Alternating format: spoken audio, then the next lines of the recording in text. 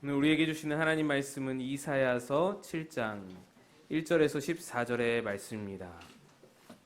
이사야서 7장 1절로 14절까지의 말씀입니다.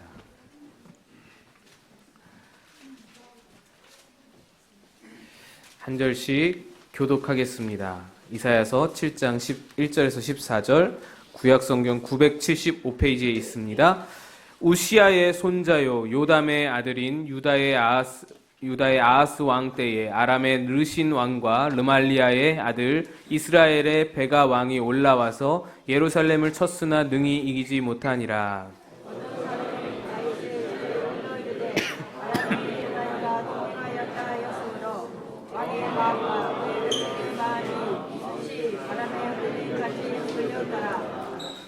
그때에 여호와께서 이사야에게 이르시되 너와 내 아들 스알랴숲은 윗못 수도 끝 세탁자의 밭 큰 길에 나아가서 아하스를 만나 그에게 이르기를 너는 성하며 조용하라. 르신과 아람과 르말리아의 아들이 심히 노할지라도 아들은 너는 나는 두 부지기니 그 곁에 불과하니 두려워하지 말며 약속하지 말라.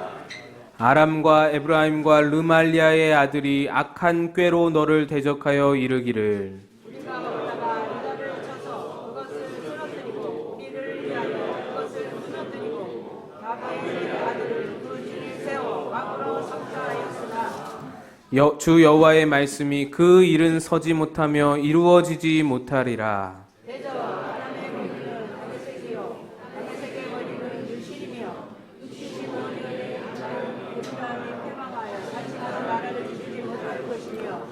에브라임의 머리는 사마리아요 사마리아의 머리는 르말리아의 아들이니라. 만일 너희가 굳게 믿지 아니하면 너희는 굳게 서지 못하리라 하시니라.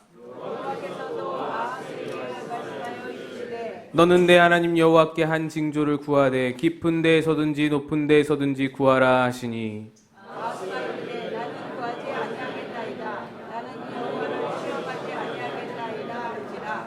이사야가 이르되 다윗의 집이여 원하건대 들을지어다. 너희가 사람을 괴롭히고서 그것을 작은 일로 여겨 또 나의 하나님을 괴롭히려 하느냐. 그러므로 주께서 친히 징조를 너희에게 주실 것이라. 보라, 처녀가 잉태하여 아들을 낳을 것이요 그의 이름을 임마누엘이라 하리라. 아멘. 할렐루야. 오늘은 대강절 넷째 주일입니다. 이제 사흘 뒤면 성탄절입니다. 성탄절이 되면 매번 여러분 자주 듣는 말씀이 있습니다. 보라, 처녀가 잉태하여 아들을 낳을 것이요 그의 이름을 임마누엘이라 하리라.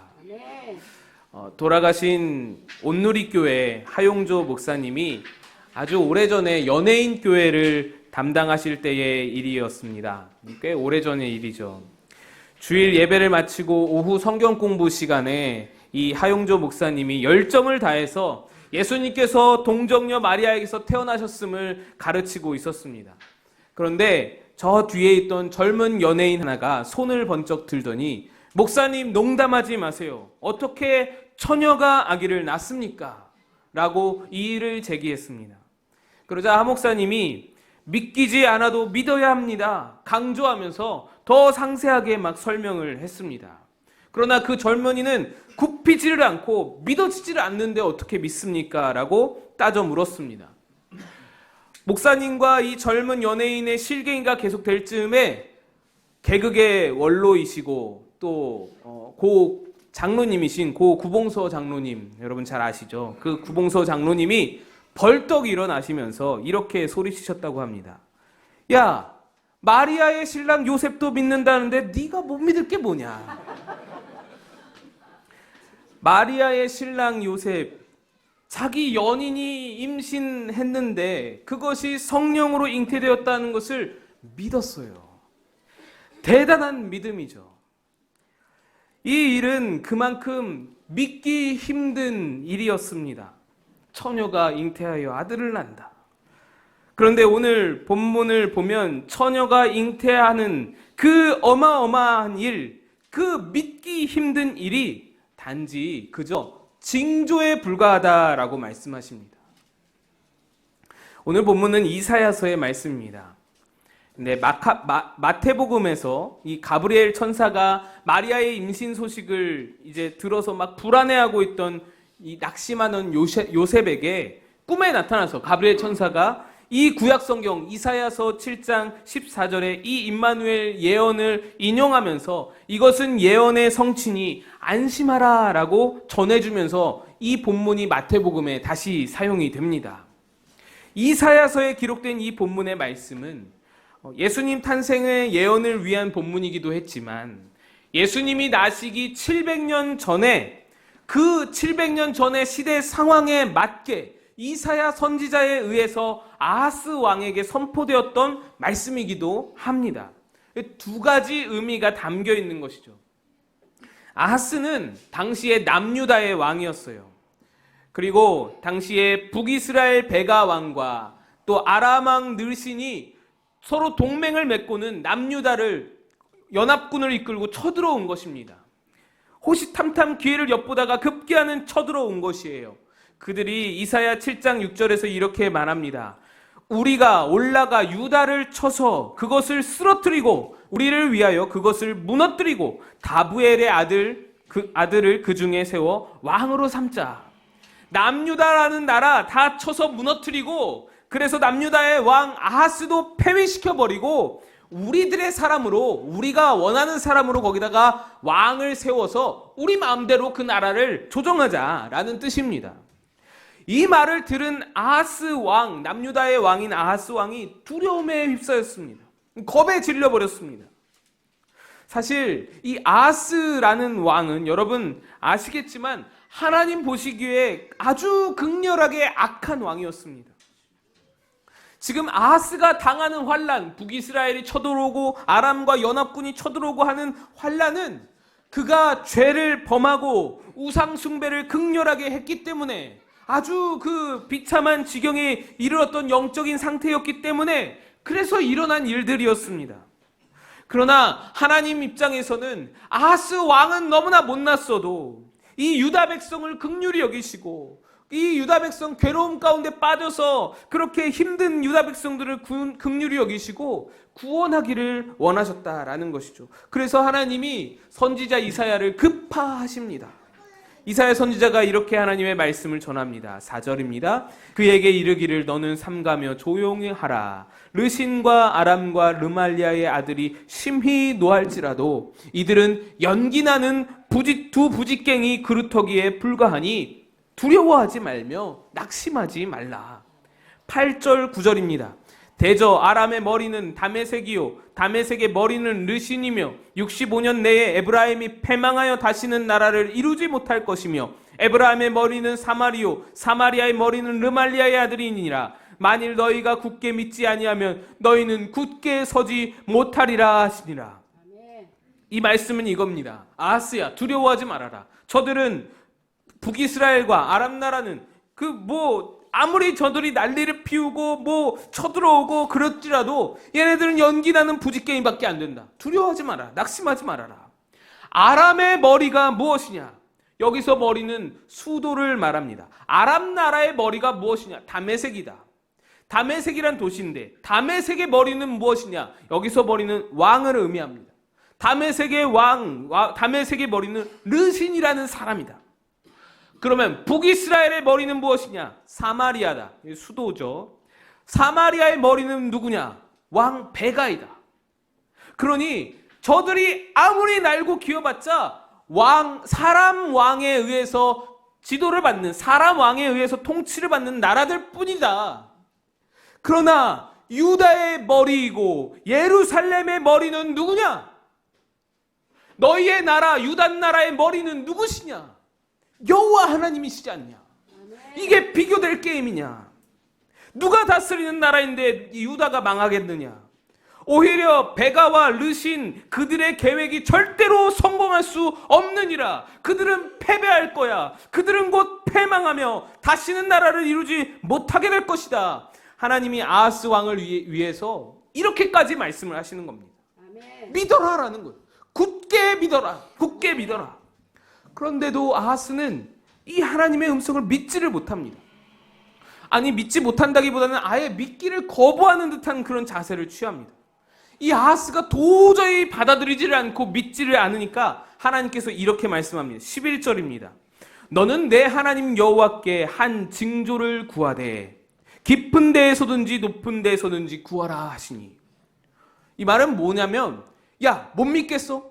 날 봐봐. 내가 어떻게 하면 믿을래? 내가 뭐 해줄까? 어떤 표징을 보여줄까? 어떤 징조를 보여줄까?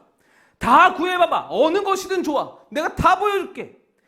바다 깊은 데서부터 하늘 저 꼭대기까지 너가 표적을 구하면 뭐라도 보여주겠다.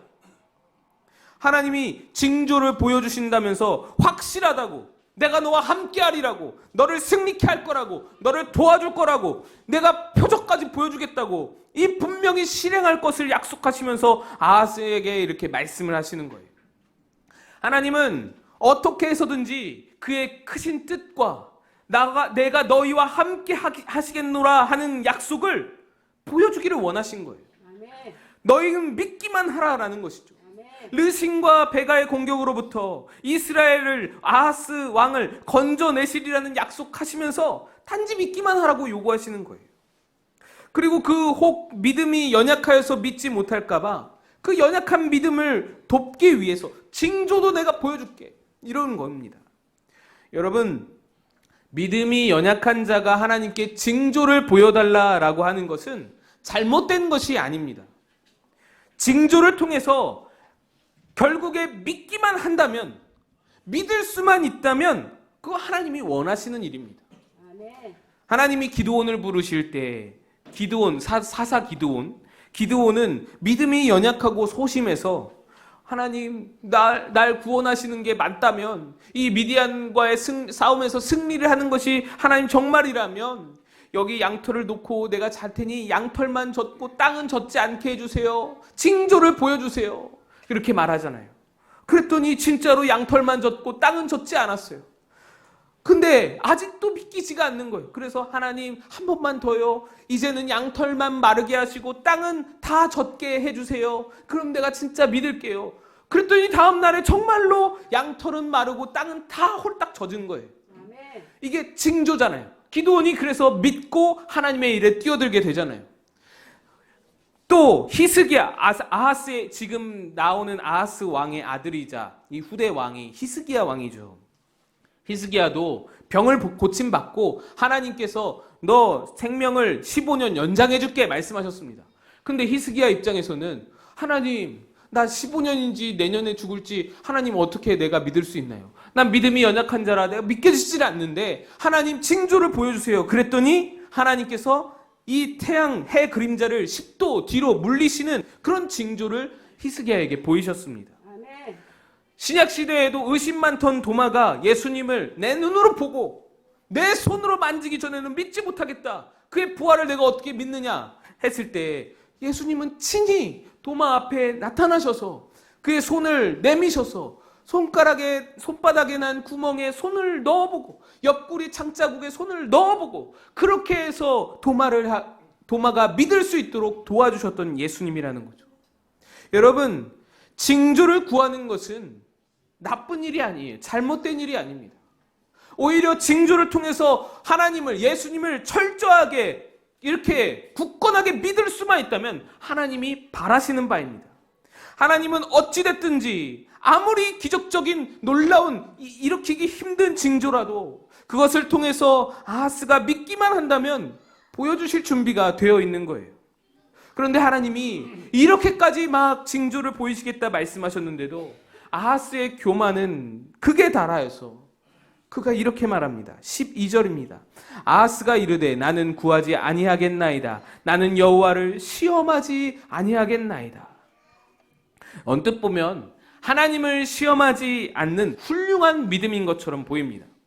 그런데 이 말을 한국식으로 표현하면 이렇습니다. 아이고 하나님 바쁘신데 못하러 징조까지 보여주신대요. 대슈 하나님 귀찮으실 텐데 신경 안 쓰셔도 돼요. 뭐 이런 이야기입니다. 사람 사이에서는 이것이 예의를 차리는 말이잖아요. 아유 힘드신데 괜찮아요. 도움 필요 없어요. 제가 그냥 할게요. 하면 돼요. 예의를 차리는 말인데 하나님 앞에서는 여러분이 이것이 믿음인가요? 하나님 앞에서 예의를 차릴 필요가, 이유가 도대체 무엇이 있나요? 하나님이 도와주신다는데 그걸 거부할 수 있나요? 이건 믿음이 아닌 거예요. 아하스는 믿음이 있어서 징조가 필요 없다고 말한 것이 아닙니다. 믿기 싫어서 징조를 거부하는 거예요. 이미 임하고 있는 모든 환란이 아하스로 인함이고, 그런데도 하나님께서 백성들을 불쌍히 여기셔서 구원하고자 하시는데도 아하스는 그걸 거부하는 겁니다. 내가 할게요, 하나님. 건들지 마세요. 내가 할게요. 아하스의 이러한 반응으로 13절에서 이사야는 아하스를 꾸질합니다. 이사야가 이르되 다윗의 집이여 원하건대 들을지어다. 너희가 사람을 괴롭히고서 그것을 작은 일로 여겨 또 나의 하나님을 괴롭히려 하느냐. 사람을 괴롭히고 백성들을 괴롭혔던 일도 작게 여겨서 이제는 하나님마저 괴롭히려고 하느냐. 그는 하나님을 시험하고 싶지 않습니다 라고 말은 했지만, 사실은 하나님을 귀찮게 하고 싶지 않습니다 라고 말은 했지만, 바로 하나님의 그 마음이 하나님을 괴롭게 했던 마음이라는 거예요. 믿음 없음이, 믿기 싫어하는 마음이, 하나님 없어도 내 뜻대로 될 수 있다고 생각하는 마음이 하나님을 괴롭게 하는 마음이었다라는 거예요. 하나님께서 원하시는 마음은 우리의 믿음입니다. 하나님을 괴롭게 하는 마음은 믿음 없이 내 스스로 할 수 있다라는 마음입니다. 왜 아하스가 하나님을 괴롭게 하나요? 하나님이 남유다의 왕이라는 것이 불만스럽습니다. 내가 왕인데 하나님이 이스라엘의 유다의 왕이라니, 하나님의 통치를 받아야 한다니, 내가 통치해야 되는데 하나님이 너 그러면 안 돼, 그러지 마라 하시면서 억지로라도 이제 징조를 보이셔서, 그래서 나타난 징조가 바로 처녀가 잉태하여 아들을 낳는 일이었습니다. 하나님이 억지로 이 징조를 보이세요. 실제로 징조가 일어났어요. 그리고 그 징조 뒤에 말씀하신 대로 르신과 베가는 쳐들어왔던 나라들은 다 멸망하게 되었습니다. 그러나 그것을 믿지 못했던, 끝까지 믿지 못했던 이 아하스에게는 찔레와 가시나무의 저주, 아수르의 저주가 임하게 되는 것입니다. 아하스에게 하나님의 징조가 있었으나 징조를 경험하고도 징조 뒤에 다가올 큰 일, 징조 뒤에 진짜로 하나님이 말씀하시고자 하는 메시지를 망각하고 믿지 못하여서 망하는 겁니다. 여러분, 징조라는 것이 무엇입니까? 인터넷 기사를 하나 읽어드리겠습니다. 2008년 중국 스촨성에서 일어난 대지진은 이미 자연의 예고가 있었다는 주장이 있다. 지진의 진앙인 스촨성 원찬 부근의 단무 마을에서 지진 발생 나흘 전 두꺼비 10만 마리의 대규모 이동이 있었다. 홍콩 빈과일보에 따르면 동물이 인간보다 지진이나 해일 등 자연재해를 감지하는 능력이 뛰어나기 때문에 두꺼비가 지진이 일어날 것을 알고 미리 대피했다라는 것이다. 당시 도로에 한꺼번에 튀어나온 두꺼비 떼는 일부가 차에 치이거나 사람에게 밟혀 죽기도 했지만 이들은 아랑곳하지 않고 한 방향으로 이동했다. 홍콩 대학 동물학과의 랑즈칭 교수는 빈과일보에 동물이 자연재해를 예측하는 능력이 있다는 과학적 근거는 없지만 인간보다 민감하기 때문에 재해가 일어나기 전에 반응을 보인다고 말했다. 동물들이 이렇게 단체로 이상행동을 보이는 것은 지진의 전조현상, 지진의 징조라고 합니다. 징조는 커다란 일을 앞두고 일어나는 작은 일이 바로 징조입니다. 큰 일이 일어날 것을 미리 알려주는 작은 일이 징조입니다. 하나님의 아하스에게 처녀가 잉태하여 아들을 낳을 것을 징조로 주셨다라는 겁니다. 그러면 징조 뒤에 일어날 큰 일은 무엇입니까? 징조는 중요한 게 아닙니다. 징조는 하나님이 징조로 보이시는 것에는 그보다 더 중요한 메시지가 있기 때문입니다. 그럼 그 중요한 메시지가 무엇입니까? 하나님은 처녀가 잉태하는 믿지 못할 놀라운 일을 징조로 보이시기까지 하면서 아하스에게 믿기를 원하셨던 커다란 메시지, 커다란 일이 있었습니다. 그것이 무엇입니까? 그것이 바로 임마누엘입니다. 하나님이 우리와 함께 하신다. 하나님은 아하스에게 그것을 말씀하고 싶으셨습니다. 아하스야, 르신과 베가가 널 위협해서 두렵냐? 무섭냐? 걱정하지 말아라. 내가 너와 함께 할 것이다. 아멘. 유다야, 너희는 안심하여라. 내가 너희와 함께 할 것이다. 아멘. 임마누엘, 임마누엘. 아멘. 하나님에게는 임마누엘이 굉장히 중요한 일입니다. 이스라엘의 생명은 하나님과 함께 하느냐 그렇지 않느냐에 달려 있었습니다. 아멘. 하나님이 사랑하는 이스라엘이 살기 위해서는 임마누엘보다 중요한 일이 없습니다. 아멘. 하나님이 우리와 함께 하신다는 사실을 왕과 백성들이 믿기만 한다면 모든 문제들은 그냥 눈 녹듯이 해결이 될 거예요. 아멘. 문제가 아닌 겁니다. 하나님이 나와 함께 하심을 내가 믿고 살아간다면. 여러분, 그래서 하나님은 그렇게 큰 징조를 보이시면서까지 이 임마누엘 사실을 믿기를 원하셨어요. 너희의 생명이니까, 너희가 살아갈 길이니까, 너희의 능력이니까, 모든 문제를 해결할 열쇠이니까. 그런데도 아하스는 임마누엘을 믿지 않은 겁니다. 안 믿었다기보다 믿기 싫었는지도 모릅니다. 하나님 없이도 나는 할 수 있는데. 그래서 그는 징조는 보아도 징조 뒤에 큰 일은 믿지 못하는 겁니다. 마태복음 1장 23절에 보라 처녀가 잉태하여 아들을 낳을 것이요 그의 이름은 임마누엘이라 하리라 하셨으니 이를 번역한즉 하나님이 우리와 함께 계시다 함이라. 이 말씀이 바로 가브리엘 천사가 요셉에게 전하여 준 말씀입니다. 아기 예수님의 탄생이 이 말씀으로 이루어졌습니다. 아멘. 아기 예수의 탄생은 아하스에게 말씀하시고자 했던 임마누엘과 말씀과 같은 의미, 같은 징조로 보여주셨습니다. 아하스는 그의 불신앙으로 이 임마누엘의 축복을 얻지 못했으나 하나님은 그것을 다시 우리에게 말씀하시고 다시 허락하여 주시는 것입니다. 아멘. 아들 예수의 처녀의 몸에서 탄생하는 그 일로 인하여서.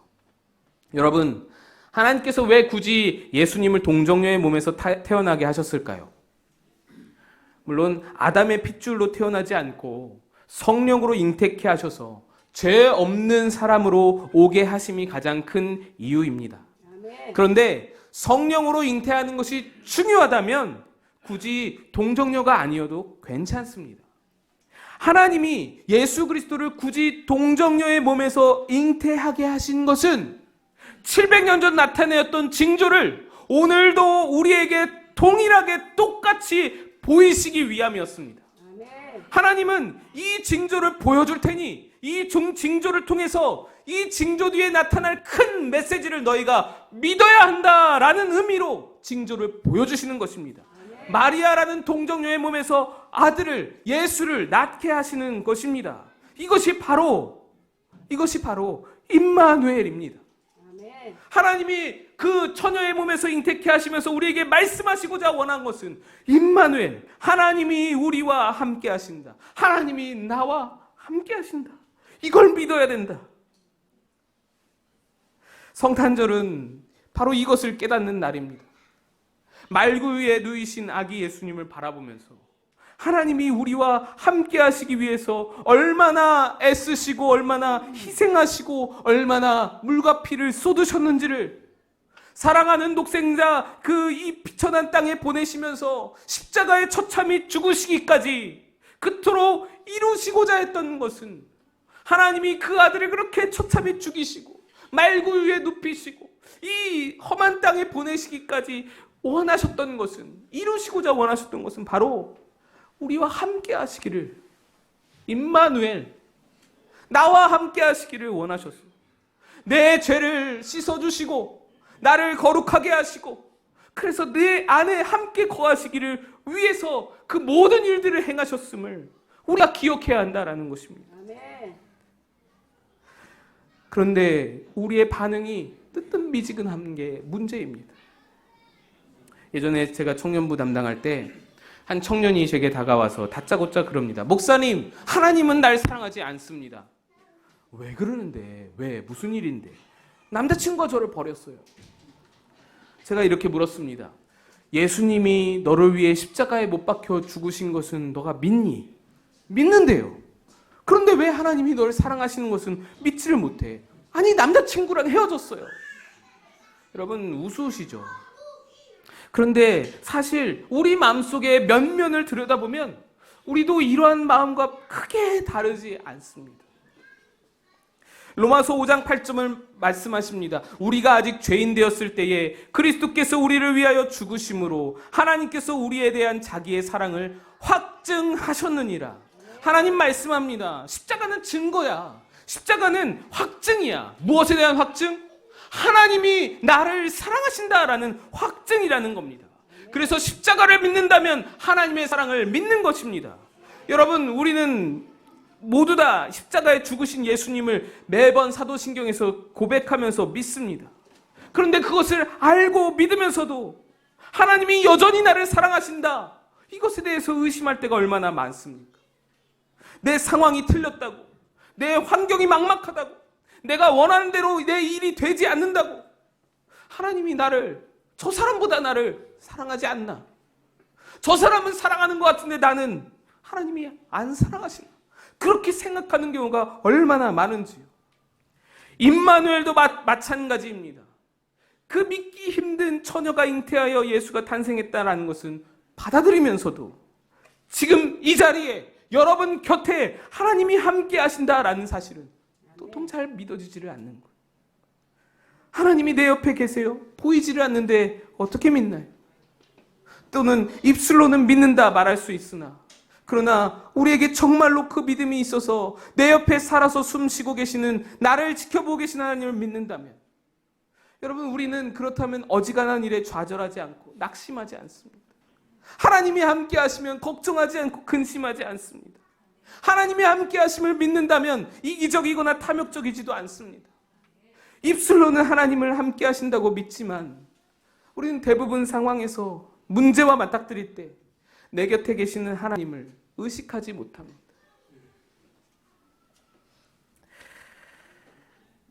여러분, 우리 안에 임마누엘은 하나님이 우리에게 주시면서 생각하신 것처럼 그토록 가치 있고 소중하고 중요한 말씀인지 한번 돌아보았으면 좋겠습니다.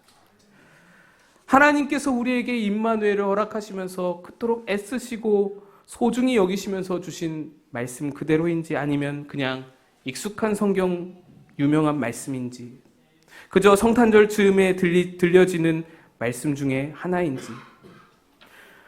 하나님께 있어서 임마누엘은 너무나 소중한 말씀입니다. 하나님이 나와 함께 하신다, 하나님이 너와 함께 할 거다, 이 말씀은 너무나 값진 말씀입니다. 성경을 다 통틀어서 그것 하나 이루기 위해서 독생자를 보내시고, 그로 하여금 십자가의 모진 고난을 받게 하시고 우리 죄를 사하시고 우리를 구원하신 목적, 그 목적이 바로 나와 함께 하시기 위해서, 지금 내 곁에 거하시기 위해서, 나를 도와주시기 위해서, 내 안에서 말씀하시기 위해서, 나를 이끌어서 그 선한 길로, 성령의 길로 인도하시기 위하여서, 먼 훗날 예수께서 재림하셔서 우리가 그 하나님 나라에 거하게 될 때에 우리가 누리게 될 가장 큰 축복도 바로 이것, 하나님과 함께 거하는 것, 하나님과 함께 살아가는 것, 이것이 천국이고 이것이 축복입니다. 아멘. 여러분, 하나님은 임마누엘, 우리와 함께 하심, 이 한 가지를 위해서 이 모든 일을 행하신 줄로 믿으시기를 축복합니다. 아멘. 모든 구원 사역의 일들이 이 한 가지 말씀으로 귀결됩니다. 임마누엘. 모든 성경 말씀이 지향하는 바가 바로 이것입니다. 임마누엘. 하나님에게는 임마누엘이 그토록 귀중한 꿈이고 원함이었는데 우리에게도 이 임마누엘이 중요하고 귀중한 말씀이 되기를 소망합니다. 오늘 이 시간 하나님이 나와 함께 하신다, 이 성탄절에 이 믿음을 굳건하게 세우시는 저와 여러분 다 되시기를 간절히 축복합니다. 함께 기도하겠습니다.